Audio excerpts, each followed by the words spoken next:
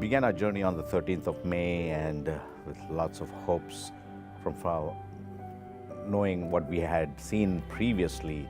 And when we reached there, we were invited by our host over there at the airport, and then had a good drive, and we going close to the countryside of Georgia. As we drove around, we found poverty, immense poverty, and after the breakdown of the country from USSR, we saw nothing has changed for them. They still struggle.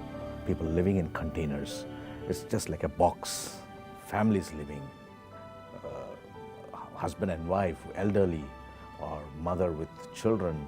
In the past, and typically when Thomas goes on programs and for pastoral visits, or myself, you go to the centers that are run by the church.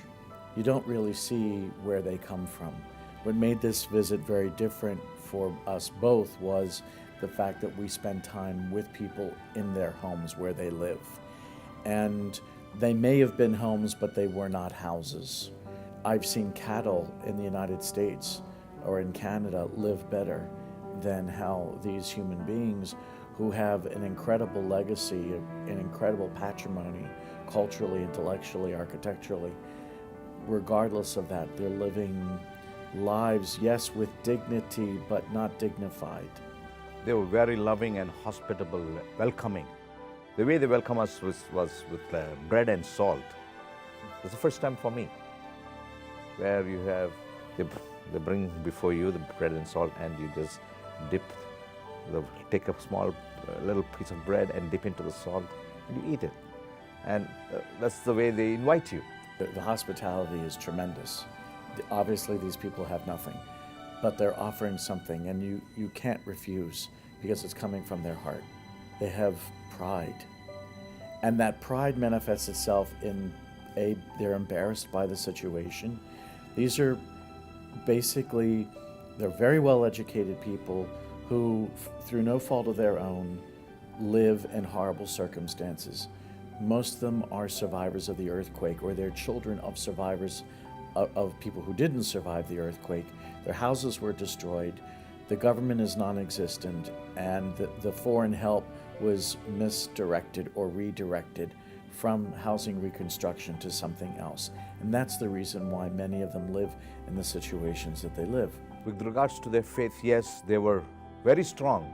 They knew who they were, their identity. They knew who they are and who they follow. And the pastor, they're very close to him. And only thing, we lack the number of pastors. I wish there were more.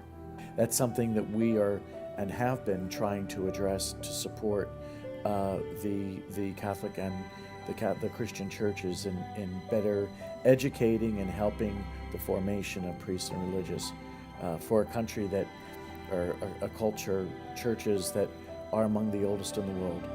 I would like to tell people that let's join hands together, help out these folks who are deprived of their dignity.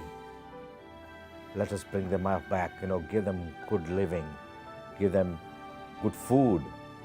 They will stand and they'll bring back the culture which they are missing. They're very intelligent people in music or art or anything. They're very intelligent, but let's help them out.